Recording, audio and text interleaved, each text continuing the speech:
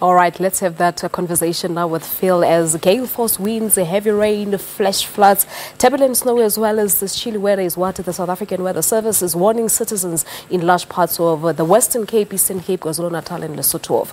The South African Weather Service has issued several warnings that people need to take the necessary precautions when the storms hit these parts of South Africa.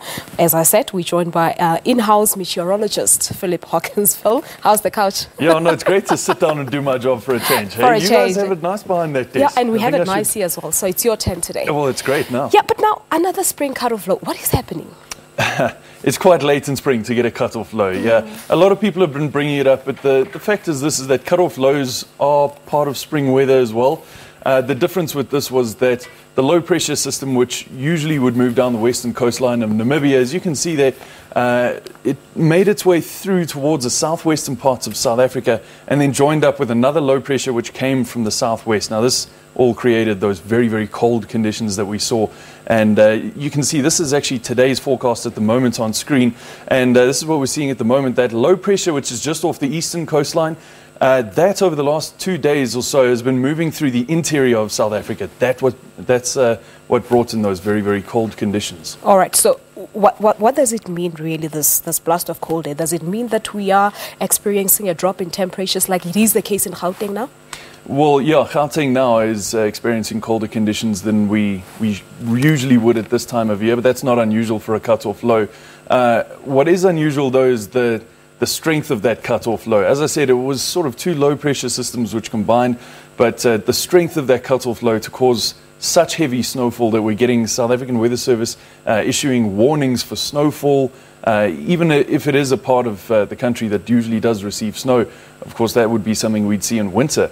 But this time of year, yeah, to get snowfall, it's definitely uncharacteristic. It is. Yeah. Look at what we're seeing in Lesotho as it is today. Exactly. And I'm also checking some pictures on social media from the eastern parts of the Free State.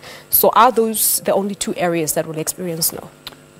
Mostly, yeah. Yeah, it's some parts of the Free State are going to get snow. Lesotho is going to get snow. The Eastern Cape, the northern parts of the Eastern Cape is getting snow.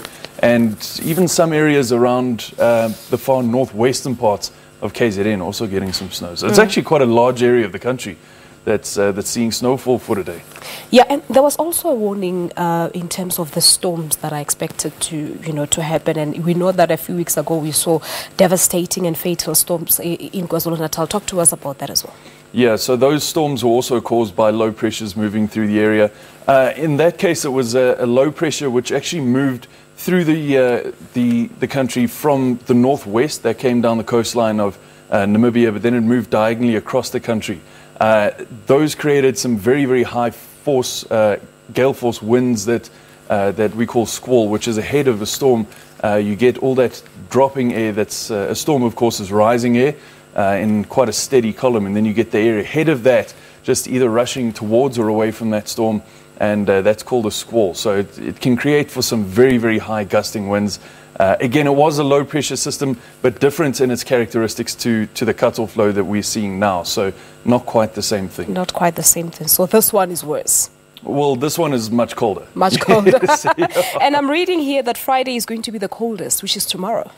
Depending on where you are, yeah. So we've already seen the coldest time moving through sort of the central interior. It got a little bit chilly. We saw some pretty cold conditions in some parts of the southwest. So now it's our turn up here in the northeast and the eastern parts of the country. Yeah. It's going to continue relatively cold. But how long is this weather condition going to last for? They don't usually last long at all. It should start to dissipate already. As we've seen, it's moved off the coastline. And if you just look at today's weather compared to yesterday's weather, it's already a substantial improvement.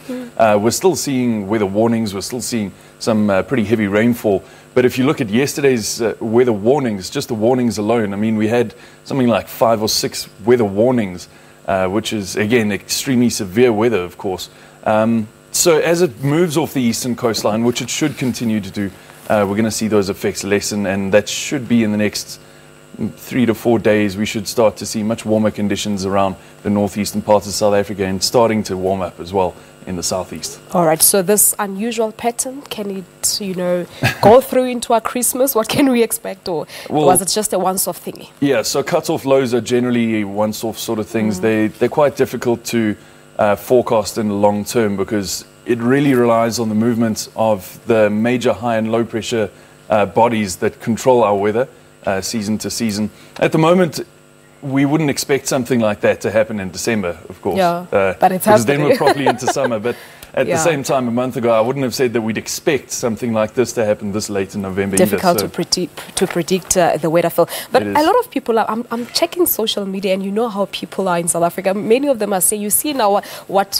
climate change is doing to us. Can we attribute that to that? Definitely, yes.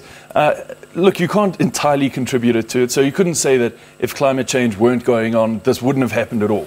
But what you can definitely say is that the amount, scientifically speaking, and speaking from a point of view of the data that we see, the amount and the frequency and the intensity of severe weather events like the ones that we're getting at the moment are definitely on the increase. And that definitely has a lot to do with climate change.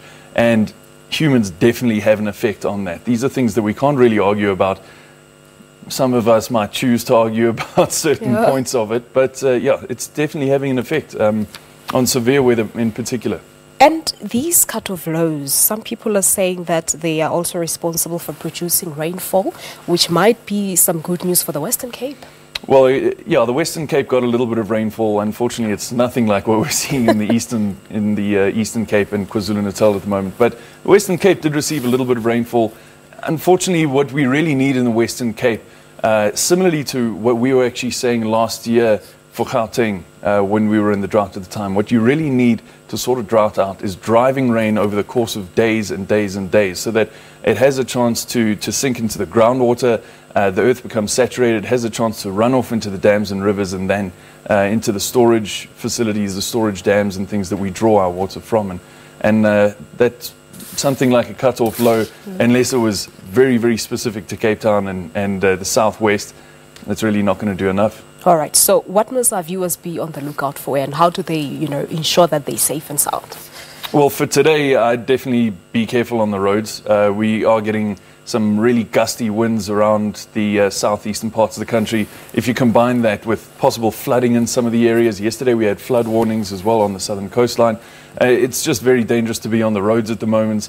In terms of property damage, I think would be something that would worry a lot of people a lot more, because these kind of rains and the cooler conditions, it does have an effect on our infrastructure. It has an effect on things like people's roofs might start leaking, and then you've got all of this kind of hassle to deal with coming into, if you're in the northeast anyway, coming into rainy season now in the summer, and so yeah, things like that. So we don't need to go look for our jerseys and jackets and beanies as yet, and boots. We should just keep them packed away. Yeah, it should actually start to get better, well, less severe weather and warmer conditions from today, really. All right, Phil, let's leave it at that. Thank you so much. We'll see you tomorrow. Thank you. Thank you very much. Philip Hawkins is our in-house meteorologist, of course, talking to us about the expected weather conditions. So do take precautionary measures and make sure that you're safe. We're taking a break here on Morning